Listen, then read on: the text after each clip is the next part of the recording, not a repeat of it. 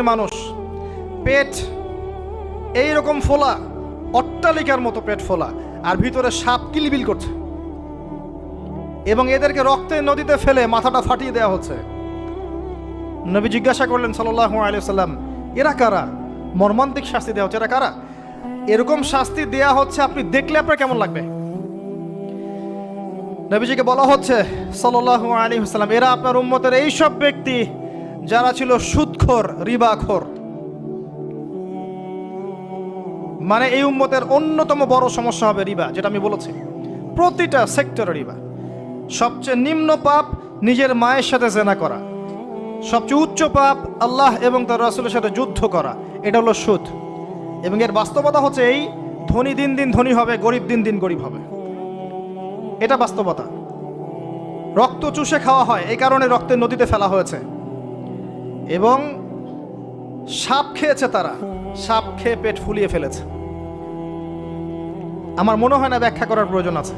আর একটা হাদিস আগেই বলেছি, যে দেয়, যে নেয়, যে সাক্ষী থাকে, যে লিখে রাখে, সবাইকে সমানভাবে লানত করেছেন নবী সাল্লাল্লাহু আলাইহি ওয়াসাল্লাম। নবীর লানত নিয়ে হাউজে কাউসারের পানি কোশ্চিন কালো পাবেন না, কবরের উত্তর দিতে পারবেন না। এমনকি এই নবী সাল্লাল্লাহু আলাইহি ওয়াসাল্লামের সুপারিশ আপনার কপালে নাও জুটতে পারে, সতর্ক হয়ে যান। না খেয়ে থাকেন, সুদ খায়েন না। না খেতে খেতে, না খেয়ে মারা যান, তাও সুদ খায়েন না। আর যদি আপনি আল্লাহর জন্য ছাড়তে পারেন, আল্লাহর জন্য ছেড়ে দেন, আল্লাহ পাক আপনাকে বেহিসাব রিজিক দেবে ইনশাআল্লাহ। যাররা পরিমাণ সন্দেহ করবেন না যে আল্লাহ কি দিবেন না দিবেন না, আল্লাহ পাক অবশ্যই দিবেন ইনশাআল্লাহ। ওয়া মান ইয়াতাওয়াক্কাল আলাল্লাহ ফাহুয়া হাসবুহ, যে আল্লাহর উপর তাওয়াক্কুল করে আল্লাহ পাক একাই তার জন্য যথেষ্ট। আল্লাহ পাক যথেষ্ট। ওয়া ইয়ারযুকু মান ইয়াশা বিগাইরি হিসাব, আল্লাহ পাক বেহিসাব রিজিক দেন যাকে চান। মিন হাইসু লা ইয়াহতাসিব, এমন উৎস থেকে রিজিক দিবেন যে সে কল্পনা করে নাই। ছেড়ে দেন। কিন্তু বিশ্বের শুরু থেকে নিচ পর্যন্ত রিবা দিয়ে ভর্তি। একটা ছোট্ট গ্রামে যাবেন, দেখবেন একাধিক সুদী এনজিও কাজ করছে।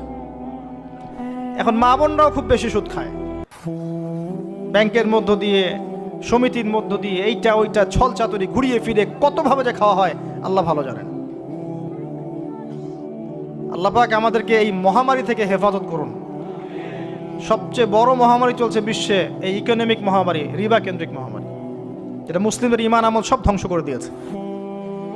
আসেন, তিনি আসছেন, দেখলেন এক শ্রেণীর মানুষ আগুন, বড় বড় আগুনের দলা, এগুলো মুখে ঢুকাচ্ছে, পিছনের রাস্তা দিয়ে বের হয়ে যাচ্ছে। নাউযুবিল্লাহ পড়ি আমরা। জিজ্ঞেস করা হচ্ছে কারা এরা, মর্মান্তিক শাস্তি হচ্ছে। নবী সাল্লাল্লাহু আলাইহি ওয়াসাল্লামকে বলা হলো, এরা আপনার উম্মতের সেই সব ব্যক্তি, listen to me very carefully, এরা আপনার উম্মতের সেই সব ব্যক্তি যারা ইয়েতিমদের মাল আত্মসাৎ করে খেত। আমার ব্যাখ্যা করার কোনো প্রয়োজন নাই, আপনারা সবাই শিক্ষিত মানুষ। ইতিমের মাল আত্মসাৎ করলে যদি এই শাস্তি হয়, জনগণের মাল আত্মসাৎ করলে কি হতে পারে চিন্তা করে দেখেন। কি হতে পারে? এটা মানুষের হক, আল্লাহর কাছে ক্ষমা পাওয়া যাবে না, মানুষকে দিতে হবে। আরও এগিয়ে আসলেন, তিনি দেখছেন, এবার বলতে গিয়ে আমার বুক কাঁপছে। দেখলেন এক শ্রেণীর মানুষ, জিহ্বাগুলোকে টানা হচ্ছে, আগুনের কেচি দিয়ে কেটে দেওয়া হচ্ছে, আবার জিহ্বা জোড়া লাগছে, আবার কেটে দেওয়া হচ্ছে, চলতে আছে অনবরত, কন্টিনিউয়াসলি। আল্লাহর কাছে কায়মনো বাক্যে দোয়া করি, এ সময় দোয়া কবুল হয়। আল্লাহ পাক যেন দোয়া আমাদের কবুল করেন, আল্লাহ পাক যেন আমাকে এবং আপনাদেরকে এদের অন্তর্ভুক্ত না করেন। জিজ্ঞেস করা হলো এরা কারা? নবী সাল্লাল্লাহু আলাইহি ওয়াসাল্লামকে বলা হচ্ছে, এরা আপনার উম্মতের সেই সব ব্যক্তি যারা ছিল বক্তা, ওয়াইজ, যারা অনেক বক্তব্য করত, নিজে আমল করত না। আর এই মহামারী আমাদের মধ্যে ছড়িয়ে পড়েছে, কোনো সন্দেহ নাই। যদি না পড়তো তাহলে আমাদের কথায় মানুষের জীবন পরিবর্তিত হতো। খুব কম দেখা যায় যে আমাদের কথাগুলো আপনাদের কলবে তাসির হচ্ছে। তাসির তখন হবে যখন আমার মধ্যে আমলটা থাকবে। আর এখন তো আমরা ওয়াজ মাহফিলে প্যান্ডেলকে বানিয়েছি পলিটিক্যাল প্যান্ডেল, কোনো কোনো ক্ষেত্রে বানিয়েছি ভোট চাওয়ার প্যান্ডেল, কোনো ক্ষেত্রে বানিয়েছি যে জিকিরের নামে যাবতীয় বেদাতি কারবার হবে, গানের মতো ডিজে জিকির হয়, ডিজে জিকির। মানে কি যে হয়, যে আসবে তারও কত কাহিনী, আবার বিগ বিগ বাজেট, এইসব না মিললে আবার বক্তব্য হবে না। তারপর দেখা যাবে 1 ঘন্টা কথার মধ্যে গাল গল্প কেচ্চা কাহিনী 50 মিনিট, আর বাকি 10 মিনিট একে অপরের সমালোচনা, কি শেষ, ওয়াজ মাহফিল মাশাআল্লাহ শেষ। খুব কম ওয়াজ মাহফিল আছে জনগণকে বলবেন কি শিখলেন আজকে ওয়াজে, বলবে হ্যাঁ সুন্দর সুর করে কিছু কথা বলেছে, কি শিখেছে, আমার কি বললাম ঠিক বুঝতে পারলাম না। Out of content, out of topic, কোনো কনস্ট্রাকটিভ কথাবার্তা নাই। তো এছাড়াও জানা অনুযায়ী আমল না থাকলে এই অবস্থা হবে। আল্লাহ পাক আমাদেরকে হেফাজত করুন, আল্লাহ পাক আমাকে এবং আপনাদের সবাইকে হেফাজত করুন, আমিন। আরও এগিয়ে আসলেন, দেখা গেল এক শ্রেণীর মানুষ, যুবকরা খুব ভালো করে শোনেন এবং বিবাহিতরাও শোনেন, সামনে রাখা আছে ভালো গোশত, বাম দিকে রাখা আছে পচা গোশত, গন্ধ বের হচ্ছে। তারা এই পচা গোশত তুলে তুলে খাচ্ছে, গোগ্রাসে খাচ্ছে, ভালো গোশতের দিকে ভ্রুক্ষেপও করছে না। অবাক হয়ে নবী সাল্লাল্লাহু আলাইহি ওয়াসাল্লাম জিজ্ঞাসা করছেন, এরা কারা?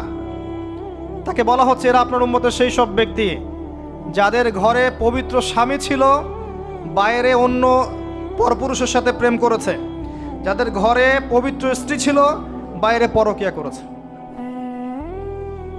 আর এখন যত মিডিয়া আছে দেখবেন, সিরিয়াল, মুভি, জাবি জাবি, এরা পরকিয়া শিখায়, জেনা এবং পরকিয়া শিখায়। খেয়াল করে দেখবেন, একটা ছেলে মেয়ের অবাধ মেলামেশা, হারাম মেলামেশাকে এমনভাবে উপস্থাপন করা হয়, মনে হয় এটা একটা পবিত্র ইবাদত মনে হয়, এবং বোঝানো হয় যে প্রেম তো পবিত্র, পবিত্র প্রেমে কি সমস্যা? আরে প্রেম পবিত্র তখন যখন আমি আমার স্ত্রীর সাথে প্রেম করব। আর দেখবেন যতগুলো এই যে মুভিজ, আপনার সিনেমাস, ফিল্মস, গান, নাটক, এগুলোর মূল থিম কিন্তু হারাম প্রেম। অল্প কিছু আউট অফ কন্টেন্ট অন্য অন্য থিমের মধ্যে আছে। দেশ নিয়ে কতগুলো মুভি হয়েছে, কতগুলো নাটক হয়, ইসলাম নিয়ে কতগুলো হয়, শ্রদ্ধা ভক্তি এগুলো নিয়ে কতগুলো হয় দেখবেন। আর এই যে অন্য কান্ট্রির যে সংস্কৃতিগুলো ঢুকেছে, এগুলোর মূল থিম দেখবেন পরকীয়া করাচ্ছে, পরকীয়া শেখায়, বেহায়াপনা শেখায়, কিভাবে শাশুড়ির সাথে ঝগড়া করতে হবে, কিভাবে বউ রেখে আরেকটারে প্রেম করতে হবে, বউকে কেমন করে ব্লাফ দেওয়া যায়, এদিকে স্বামীরা ব্লাফ কেমন করে দেওয়া যায়, এগুলোই শেখায়। এবং অনেক ক্ষেত্রে দেখা যায় তাদের দেশের মানুষ এগুলোর প্রতিবাদ করছে, আর আমাদের মা বোনরা এগুলো দিব্যি দেখছে, ডেইলি রুটিন, যে 3-4 ঘন্টা এগুলো দেখতেই হবে। বাঘের সামন থেকে আপনি হাড্ডি গোশত নিয়ে আসতে পারবেন, এইসব মেয়েদের হাত থেকে রিমোট নিতে পারবেন না। এর পরেও দেখবেন আপনি আবার নগ্ন ফিল্ম, পর্নোগ্রাফি আছে না, এগুলো আবার ফ্রি অ্যাক্সেস, আপনি চাইলে ইন্টারনেটে ঢুকবেন, দেখতে পারবেন। এটা কিন্তু আমরা রাষ্ট্রীয়ভাবে বন্ধ করতে পারতাম, যে আমার দেশে কোনো পর্ন সাইট চলবে না, কোনো পর্ন সাইট চলবে না। পর্নোগ্রাফি একমাত্র কারণ, সমস্ত কারণের সবচেয়ে বড় কারণ, বাকি কারণগুলো আছে, সবচেয়ে বড় কারণ, এর কারণে ধর্ষণ বাড়বে। যত বেশি পর্নোগ্রাফির প্রচলন ঘটবে তত বেশি ধর্ষণ বাড়বে। কারণ পর্ন দেখতে দেখতে মানুষের ভিতরটাকে পশু বানিয়ে ফেলা হয়, এবং এই পশু সুযোগ পেলেই একটা মেয়েকে ধর্ষণ করবে। হ্যাঁ, এর ভিতর থেকে বাইরে মনে হচ্ছে কোটটাই স্যুট পরে আছি, জুব্বা ডুব্বা পরে আছি, ভিতরটা পশু বানিয়ে ফেলা হয়। এবং দেখবেন ফাঁক পেলে মেয়েকে ধর্ষণ করবে, ফাঁক পেলে বাচ্চাকে ধর্ষণ করবে, প্রাইভেট পড়াতে গিয়ে ছাত্রীকে ধর্ষণ করবে, চাকরি ক্ষেত্রে মেয়েকে ধর্ষণ করবে। দেখবেন এই কাজগুলো হবে, সুযোগ পেলেই ধর্ষণ করবে, কারণ ইন্টারনালি সে বিস্ট হয়ে গেছে, জানোয়ার।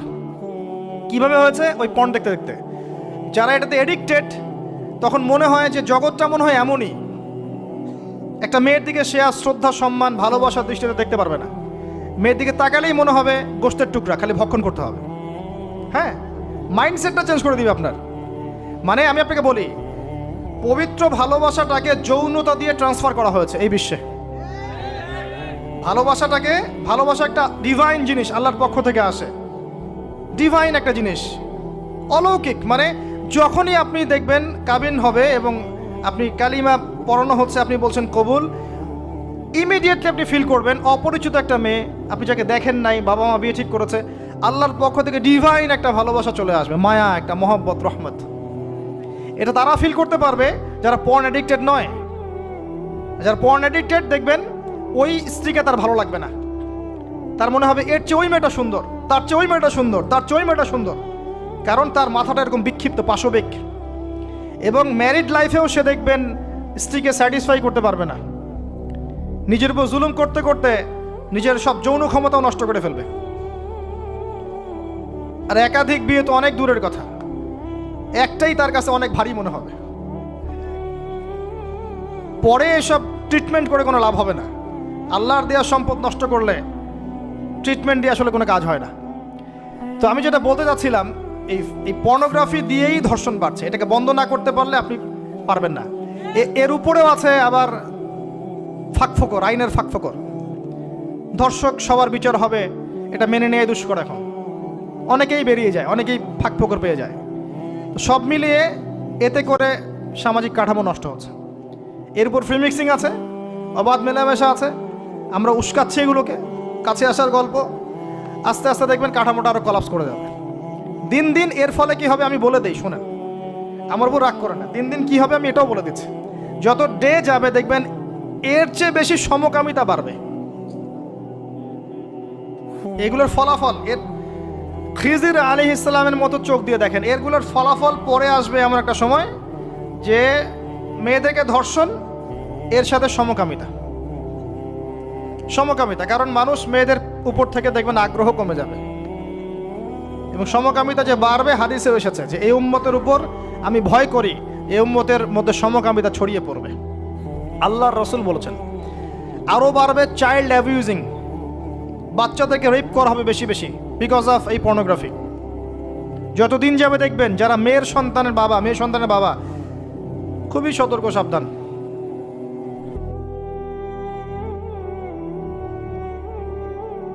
কার কোলে আপনি মেয়েকে তুলে দিচ্ছেন? 5 বছর, 4 বছর, 3 বছর এইসব মেয়েদেরকে ধর্ষণ করা হচ্ছে। সমাজটা কোন জায়গায় চলে গেছে চিন্তা করছেন? এগুলোর মূল কারণ, একদম গাছের উপরের কারণ হচ্ছে পর্নোগ্রাফি। এই মূল কারণ কিন্তু বেপরদামি নয়, আমি বুঝাতে পারছি না মনে হয়। এর মূল কারণ কিন্তু বেপরদামি নয়, পর্নোগ্রাফি। কারণ পর্নোগ্রাফি অ্যাক্সেসের কারণে মানুষের ভিতরটা পশু হয়ে গেছে। এই পশুত্ব মেটানোর জন্যে সে কোনো ওয়ে খুঁজে না পেলে তখন রেপ করবে, বাচ্চাকে পেলে বাচ্চাকে ধর্ষণ করবে, হামলে পড়বে মেয়েদের উপরে। ভিতর থেকে পশু বানিয়ে দেওয়া হয়েছে। এরপরেও আছে বিয়ের রাস্তা কঠিন করে ফেলা। বিয়ে তো করতে দিচ্ছেন না, কঠিন। বিয়ে করলে অনেক সমস্যা, জেনা করতে কোনো সমস্যা নাই। 1000 টাকা, 2000 টাকা, 5000 টাকা দিয়ে মানুষ জেনা করছে। এবং আপনাদের শহরের ব্যাপার আপনারাই ভালো জানেন, আমাকে বলার দরকার নাই। যখন এই জিনিসগুলো বাড়বে আপনাদের কমিউনিটির মধ্যে, আল্লাহর আযাব গজব বেশি আসবে। আল্লাহর আযাব গজব এমনভাবে আসবে আপনি কল্পনা করতে পারবেন না। গোশত খাচ্ছে, পচা গোশত। আরেকটা বলি, ঠিক এরপরেই নবী সাল্লাল্লাহু আলাইহি ওয়াসাল্লাম দেখলেন একটা চুলা দেখলেন। চুলার নিচের দিকটা হচ্ছে প্রশস্ত, মাথাটা সংকীর্ণ এরকম, মানে তন্দুর রুটি ভাজে দেখেছেন? রুটি যে ভিতরে দেয় একটা এরকম গোল চুলা থাকে, সামথিং লাইক দ্যাট। নিচে দাউ দাউ করে আগুন জ্বলছে, আর এখানে কিছু মানুষকে জ্বালানো হচ্ছে। যখন নিচ থেকে আগুন এরকম করে আসছে, তখন এরা আগুনের তাপে উতলে উঠছে। আগুন নিচে নেমে যাচ্ছে, এরা আবার আস্তে আস্তে নিচে নেমে যাচ্ছে। এভাবেই হাদিসে ব্যাখ্যা করা আছে। নবী সাল্লাল্লাহু আলাইহি ওয়াসাল্লাম জিজ্ঞাসা করলেন, এরা কারা? বলা হলো, এরা আপনার উম্মতের সেই সব ব্যক্তি যারা জেনায় লিপ্ত ছিল। তিনি আরো এগিয়ে গেলেন, জিনা সম্পর্কে কয়েকটা হাদিস এসেছে। তিনি এগিয়ে গেলেন, দেখলেন একটা জায়গা যেখান থেকে দুর্গন্ধ বের হচ্ছে, পাবলিক টয়লেটের চেয়ে প্রকট দুর্গন্ধ, মনে হচ্ছে যে পাবলিক টয়লেট। নবী জিজ্ঞাসা করলেন সাল্লাল্লাহু আলাইহি ওয়াসাল্লাম, কোন জায়গা থেকে এরকম দুর্গন্ধ আসছে? তিনি বলেন, এটা হচ্ছে জেনাকার, এবং জেনাকারীদেরকে আযাব দেওয়া হচ্ছে, ওদের রক্ত মাংসের পুজের গন্ধ এগুলা। দেখলেন এক শ্রেণীর মানুষকে একটা শরবত খাওয়ানো হচ্ছে। শরবত জাহান্নামীদের রক্ত মাংস পুজের নির্মিত। তার নাম হচ্ছে তিনাতে খাবাল। কি নাম? তিনাতে খাবাল। কাদেরকে খাওয়ানো হচ্ছে? যারা এই উম্মতের মাদক সেবন করতে, এদেরকে খাওয়ানো হচ্ছে। আমি আপনাকে একটু পিছনে নিয়ে যাই। আলোচনা শুরু করেছিলাম যেখান থেকে, ওই যে মৌলিক সমস্যাগুলো যেটা বলেছিলাম এই উম্মতের মধ্যে এখনো আছে, এটাই সেই পাপগুলোর শাস্তি যেটা কিয়ামত পর্যন্ত উম্মতের মধ্যে থাকবে। মাদক, পর্নোগ্রাফি, এই যে আপনার বিহায়াপনা, জেনা, সুদ, এগুলো এখনকার মৌলিক সমস্যা। এগুলোই হবে এই উম্মার বড় বড় সমস্যা, যার কারণে উম্মতের বেশিরভাগ মানুষকে ওখানে আযাব দেওয়া হচ্ছে। আল্লাহ পাক আমাদেরকে হেফাজত করুন। এরপর এভাবে তিনি আরও কিছু শাস্তি দেখেছেন, দেখে আসার পথে জাহান্নামের যে বর্ণনা দিয়েছেন যে বেশিরভাগ মানুষ সেখানে হচ্ছে জাহান্নামে নারী জাতি। কি কারণে তারা বেশিরভাগ জাহান্নামে যাবে? লানত করার কারণে, অভিশাপ দেওয়ার কারণে, স্বামীর অকৃতজ্ঞ হওয়ার কারণে। সারা জীবন স্বামী করে যাবে, একদিন ঝগড়া লাগলে বলবে সারা জীবন তোমার কাছে কোনো ভালো ব্যবহার পেলাম না। আরেকটা হচ্ছে এমন কিছু তাদের সাথে হবে, লিসেন টু মি, এমন কিছু তাদের সাথে হবে এই উম্মতের ক্ষেত্রে, যার কারণে মেয়েরা ওদের সতীত্ব, তাদের পর্দা, ঈমান, আমল ধরে রাখতে পারবে না। আপনাকে এখন খুঁজতে হবে সেটা কি, যে এই উম্মতের মেয়েদের ক্ষেত্রে স্পেশালি হয়েছে, যার ফলে মেয়েরা আর ঘরে থাকতে পারে নাই, পর্দায় থাকতে পারে নাই, সতীত্ব রক্ষা করতে পারে নাই, নামাজ, কালাম, ঈমান, আকীদার আর ঠিক ঠিকানা নাই। কি সেটা, যেটা আজকে থেকে 100, 200, 500 বছর আগে হয়তো বা ছিল না? সেটার নাম হচ্ছে ফ্যামিনিস্ট রেভলিউশন। এই সম্পর্কে পড়েন ভালো করে। এই কারণেই মেয়েদেরকে আপনি ঘরে রাখতে পারবেন না। আপনাকে বলে রাখি, দাজ্জালের শেষ ফলোয়ার, দাজ্জালের লাস্ট ফলোয়ার হবে এক শ্রেণীর নারী, যাদেরকে আপনি ঘরে রাখতে পারবেন না। নবী যেটাও বলেছেন, এই উম্মতের বহু নারী জাহান্নামের ঘ্রাণও পাবেন, জান্নাতের ঘ্রাণও পাবে না। যদিও জান্নাতের ঘ্রাণ বহু দূর থেকে পাওয়া যায়। যারা এই উম্মতের মেয়েদের মধ্যে এমন কাপড় পরবে যেই কাপড় পরেও তারা নগ্ন থাকে, ব্যাখ্যা কোনো প্রয়োজন নাই, যারা পুরুষের পোশাক পরবে। এবং আসার পথে তিনি একটা সুঘ্রাণ পেলেন, অত্যন্ত সুন্দর ঘ্রাণ। তিনি জিজ্ঞাসা করলেন এই ঘ্রাণ কোথা থেকে আসছে? নবী সাল্লাল্লাহু আলাইহি ওয়াসাল্লামকে বলা হলো এটা হচ্ছে সেই ঘ্রাণ, ফেরাউনের মেয়ের চুল আঁচড়ে দিত একজন দাসী, যাকে আপনারা অনেকে আসিয়া বলে থাকে।